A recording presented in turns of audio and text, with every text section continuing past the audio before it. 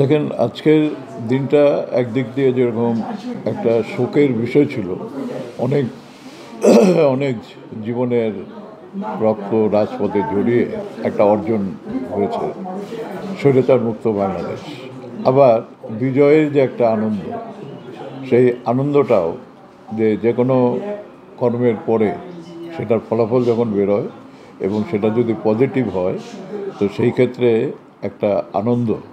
মানুষের জীবনে আসে, যেটাকে আমি বলতে চাই, যেমন দেখবেন যে খুব আনন্দে মানুষের চোখে পানি আসে, দুঃখে যেমন পানি আসে, আনন্দেও সেরকম পানি আসে। এই ঘটনাটা অনেকটা সেরকমই। এই 3রা অগস্ট আর 2রা অগস্ট গত বছরে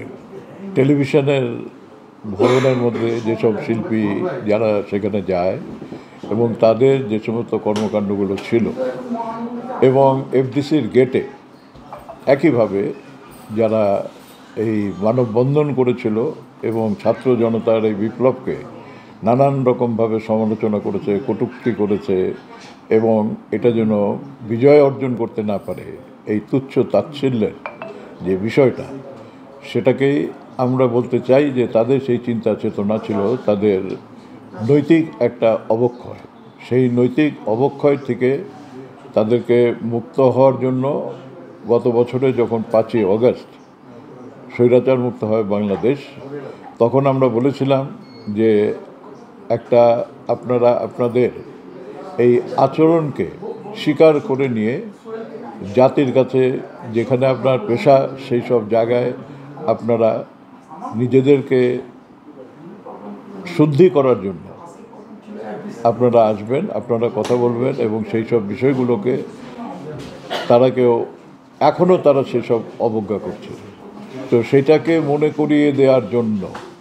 এবং আগামী দিনে তাদের সেই সুযোগ সুবিধাগুলো আর থাকবে না,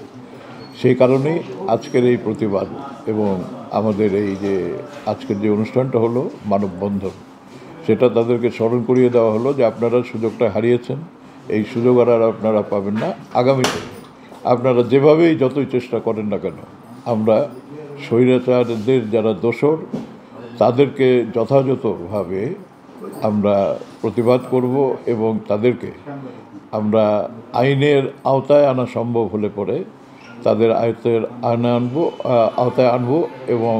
যথাযথ ব্যবস্থা নেওয়ার জন্য সরকার যেই আসুক না কেন, সেই সরকারের কাছে আমরা চাপ প্রয়োগ করব। দেখেন, আমরা যখন চলচ্চিত্রে আসি, সেই সময়কালটা আপনারা হয়তো আপনাদের জন্মের আগে, কিংবা আপনারা হয়তো সেটা কারো কাছে শুনেছেন, আপনারা আপনাদের পরিবার পরিজন, আপনাদের বাবা মা যারা তখন চলচ্চিত্র দেখতো তাদের কাছে শুনেছেন। সেই জিনিসটা যদি আপনারা দেখতেন, তাহলে আজকের অবস্থানটা এবং এই পার্থক্যটা আপনারা অনুভব করতে পারতেন। যাই হোক, সময়ে এবং কালের বিবর্তনে এসব পরিবর্তন হবে, আগেও হয়েছে, সামনের দিকে হবে এবং ভবিষ্যতে হবে। আমাকে যদি ব্যক্তিগতভাবে প্রশ্ন করেন, আমি একটা রাজনৈতিক দলের সঙ্গে সরাসরি সম্পৃক্ত, যে দলের প্রতিষ্ঠাতা শহীদ রাষ্ট্রপতি জিয়াউর রহমান, তখন থেকে নিয়ে ওনার আমি খুব স্নেহস্পদ ছিলাম। তখন আমি বয়সে তরুণ, তিনি কিন্তু তরুণদেরকেই খুঁজে বেড়াতেন এবং যোগ্য তরুণদেরকে, যারা কোনো সুযোগ সুবিধা নেবে না, তারা দলীয় চিন্তা চেতনার থেকে তাদের স্বার্থ হাসিল করবে না, কিংবা তাদের ব্যাকগ্রাউন্ড সব কিছু মিলিয়ে ওনার সহজ যোদ্ধা হওয়া কিংবা সহচর হওয়াটা একটা খুব কঠিন পরীক্ষা দিয়ে উত্তীর্ণ হতে হতো। তো তার মধ্যে আমি হয়তোবা সেই পরীক্ষায় উত্তীর্ণ হয়েছে এবং সেটারই ফলশ্রুতিতে দীর্ঘদিন যাবৎ আমি এই রাজনৈতিক আদর্শে বিশ্বাসী, যেটা ছিল বাংলাদেশি জাতীয়তাবাদ। এটার অর্থ হলো যে আমরা যারা বাংলাদেশি, বাংলাদেশ আমাদের ধর্ম, বর্ণ, গোত্র, সব কিছু মিলিয়ে, কিন্তু সবার আগে বাংলাদেশ, যে কথাটা এখন আমাদের ভারপ্রাপ্ত চেয়ারম্যান জনাব তারেক রহমান বলছেন,